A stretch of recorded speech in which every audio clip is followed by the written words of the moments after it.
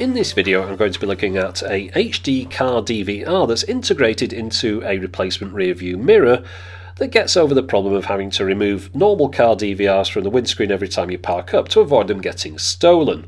Now the specs on the side of the box say that this goes all the way up to 1080p and it uses the H.264 compression format. Now let's have a look inside that box and see exactly what you get. Well, it's quite nicely packaged and it's quite a large box, but it has to be because it has to fit this full replacement rear view mirror in it, of course. Let's see what else we get inside the bottom of there. Well, there's only a few things. It's quite simple really. You get a cleaning cloth, which isn't really necessary. You get an AV out lead. I'm not going to demonstrate that because I think you'd have to be a maniac to want to unplug your mirror from your car and then plug it into your television. You also get a USB A2 mini B lead, and you get the usual car power adapter 12 volt to a USB plug which is at a right angle. That's 4 meters long. You get a guarantee on this, but I'm not going to guarantee it. I can't confirm how long this thing's going to work for. As with all my reviews, I only test them over a short period of time. You also get an instruction booklet, of course, which is half and half in English and Chinese. Now the device itself has 6 buttons along the bottom of it which make it very easy to use. You've got on, off, mode, menu, up, down and OK on there. So it's quite easy to navigate around all the menus using those buttons. Now let's have a look around the mirror itself. Now if we flip it over, we can see that on this side, which is either the back or the front depending on how you think about it, that's where the camera is on this corner here. Now this can be adjusted slightly. As you can see, I can move it up and down and left and right as well. Only a slight amount, but it's enough to get it positioned in the right direction. Around the edge of that are some night vision LEDs, which I'm not going to demonstrate those because they're always a complete waste of time. You can see here you've got these sort of springy feet here.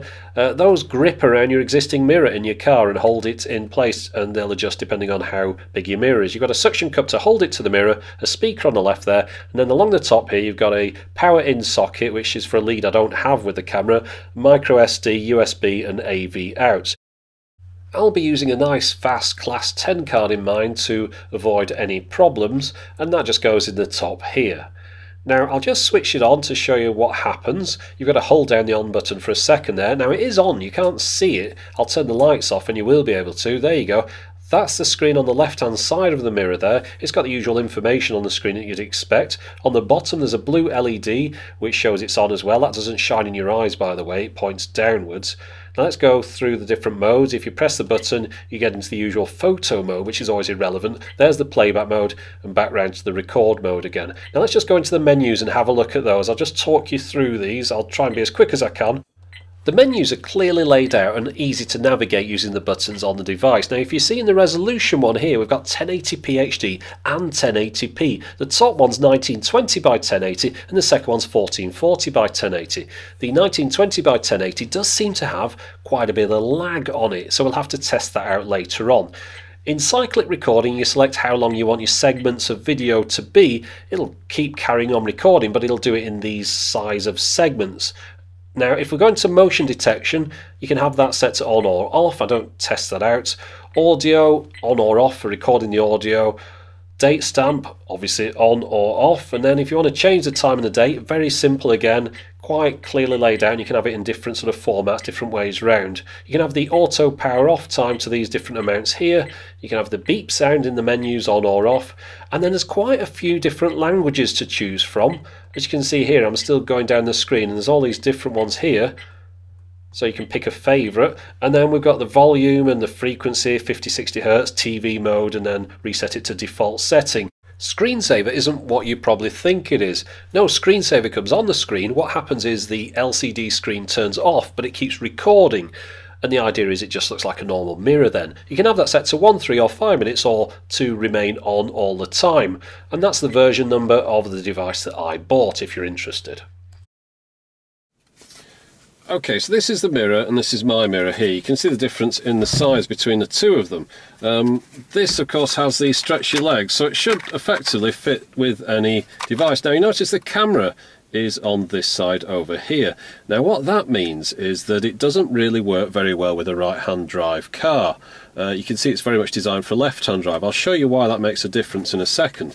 So what happens is you attach the top over the mirror, you pull the legs down and you put it on like that. Okay, now the camera you can't really see this, is down on that side there.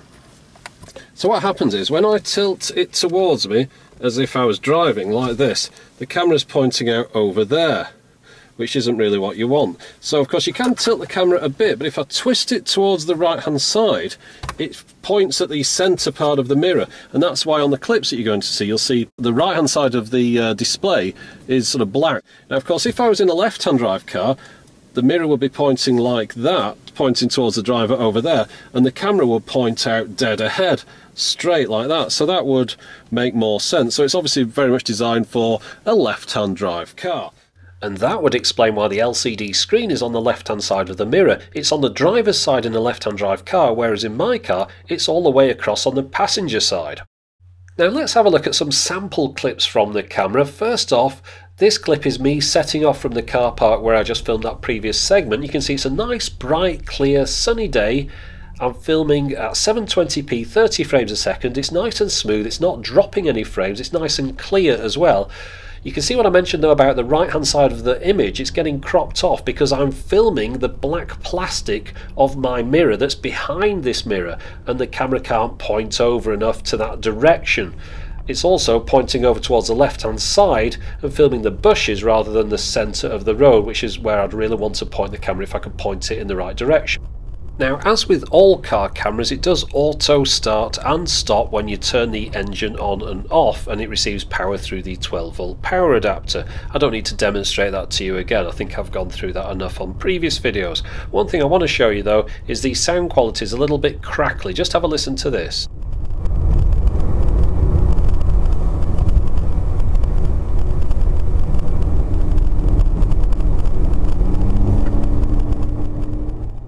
Now this is a different day, it's rather overcast, you can see it's been raining.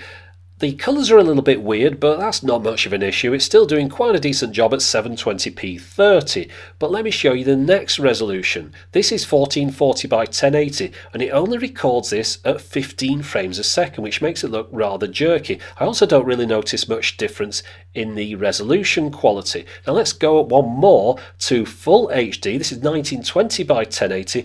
That only records at 10 frames a second, and again the video quality doesn't seem to improve much at all, and it makes me feel rather sick watching this. It looks rather like a flip book. So I'm not going to use any of the 1080p modes. We'll stick to 720p. As you can see here, 720p is doing a decent job. This is quite low light now. It's later on that day. As you can see, it's really getting quite dull, but it's doing a good job. This is later on again. Now I'm going to show you something here.